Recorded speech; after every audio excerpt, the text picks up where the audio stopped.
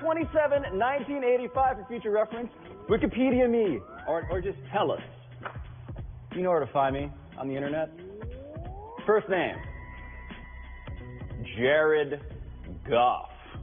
The Rams quarterback had a perfect passer rating last night, throwing for 465 yards and 5 touchdowns against the Vikings defense, which we thought might be the best in the league coming into the season. Bo, is Jared Goff the best quarterback in football at this point? Hell no. What are you talking about? Is this what we're doing? Now, he is definitely putting up amazing stats, and he has an offensive coordinator who happens to be their head coach who is bananas. Sean McVay is... Yeah, schematically what they're doing is very, very impressive. He is not the best quarterback in the NFL, though. The question is, does it even matter if he's the best quarterback in the NFL if they're going to play like that? I would say that he is the most valuable quarterback in the NFL, and it goes beyond the on-field stuff, which we saw last night, is at this point incredible. It is the fact that he is a general manager's best friend. He is the mythical rookie quarterback wage scale guy around which they can add all of these people. Marcus Peters, Aqib Talib, Sue, Aaron Donald, Brandon Cooks.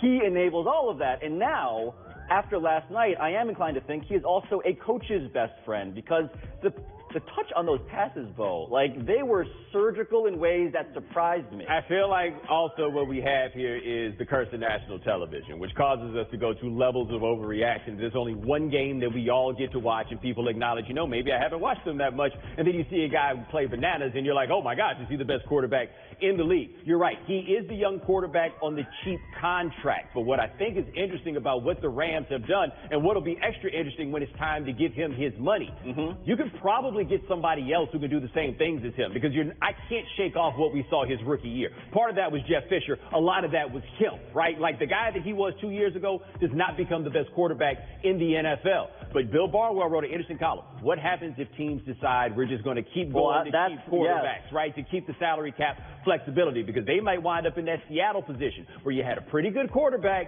and then you had to pay him and then everything else changed. Right, because I would say that, yeah, Aaron Rodgers is still a better quarterback than this guy. I would say, though, that in terms of excitement, in terms of the offense that I most want to watch, the one that they're running with him at the center of it is right up there with the Pat Mahomes Chiefs offense, which I think is also transcendent. Yeah, I think it's a good second most exciting offense in the league, and that's just because the guys that Kansas City has are bananas.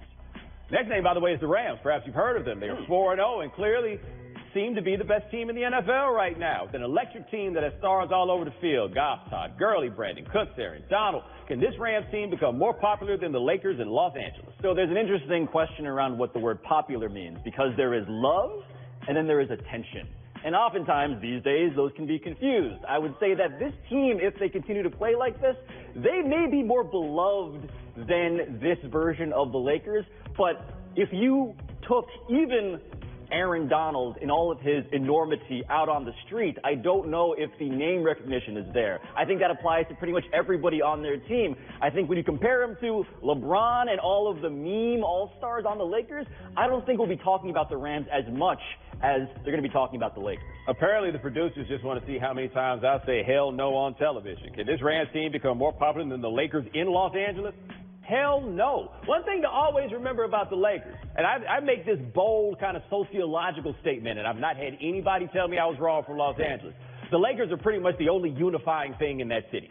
There is nothing that brings that city together. You can't even say the Rams, because we had a significant stretch where the city was split between two football teams. And it's not like people were that excited about the Rams coming back. Rams lose a couple games, that place going to clear out. The Lakers are always going to be the Lakers in that city. And as you put it, that dude right there, yeah, he plays for the Lakers. He don't play for the Rams. But it's not just that dude, it's that dude and that dude when he's arguing with that dude, and also sometimes that dude if he's good. It's just who do these people want to talk about in that but I think you're looking at it in a way that I don't think is the way to do it. I think that you're talking about who is the most intriguing and who's going to generate this level of conversation. Yeah. I mean, yeah, there's kind of sort of that, but in terms of popularity, the Lakers are LA's team. The Rams just got back. You're saying the Chargers are going to threaten the Rams for some popularity? Oh, yeah. Man, they still fighting the There Raiders, is that second team, except they don't really exist.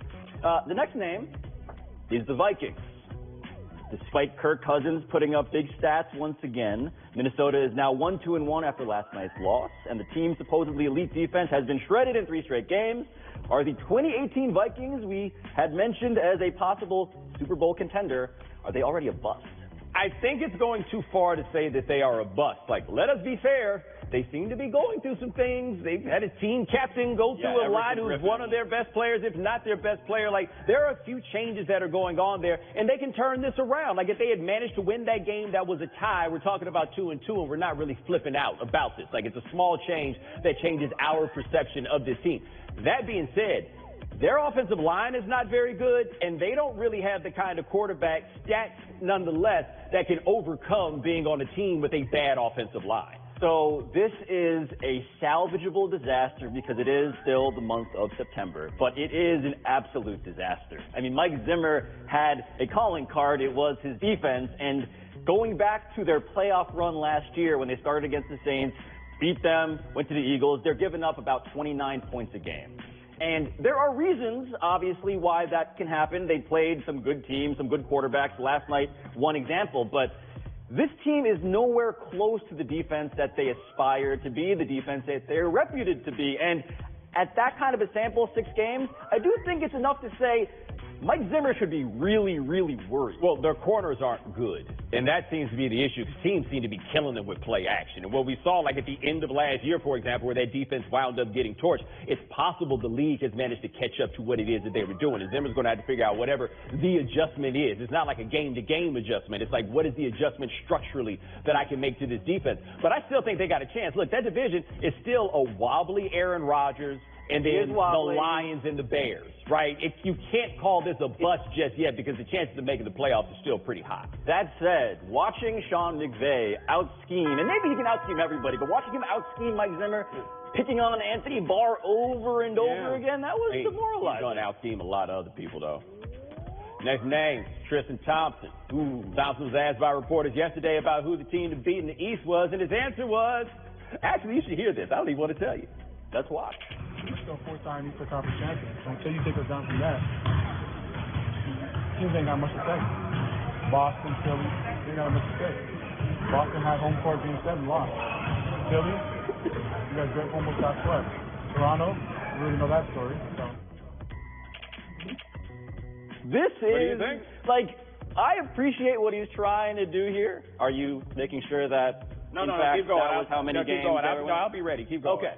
Because what I was going to say was that Tristan Thompson is treating the Cavs kind of like a production of a theater production, like Hamilton. Like, yeah, we lost Lin-Manuel Miranda, but we're a multi-Tony Award-winning enterprise. In fact, the Cavs are more like Kentucky Fried Chicken, right? They stopped making fried chicken, and they have all the herbs and spices, but you don't have the thing you go to the Cavs for. That's amazing. And did I call Tristan Thompson an herb or a spice just then? Possibly. I thought you were calling LeBron the Colonel. That's it. It actually went to a different place. No, I was looking here because I had to remember who plays for them. Oh, right? yeah. No disrespect to these cats. LeBron was gone. I stopped paying attention to any of their free agent acquisitions. I tell you who does still play for them. Kyle Korver still plays for them. George Hill, Jordan Clarkson. Didn't Rodney Hood have to go back there, but he couldn't get no money? Colin Sexton, they drafted him. J.R. Smith. Sam Decker apparently is on the team. Whoa. I see Channing Frye's name on this list. Kevin Love, Larry Nance, and yes, your man Chetty, and then Tristan Thompson and the Zizi guy.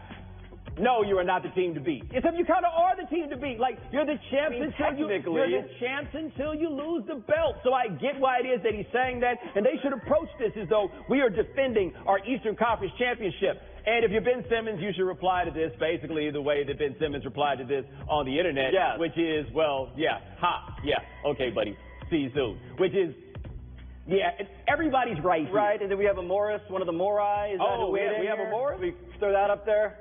Yes, no? Which one? There we go. Cut it out. Get that vacation ready early this year, fam. Ain't bleep going through the Cavs this year.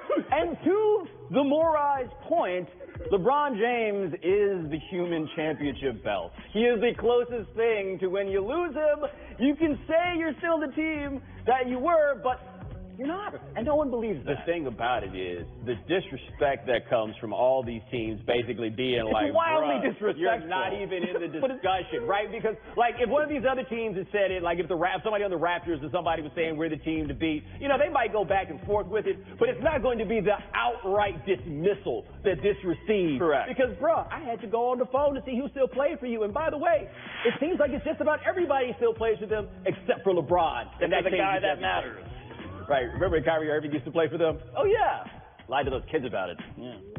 You can download the High Noon podcast on Apple Podcasts or the ESPN app. Bomani's too.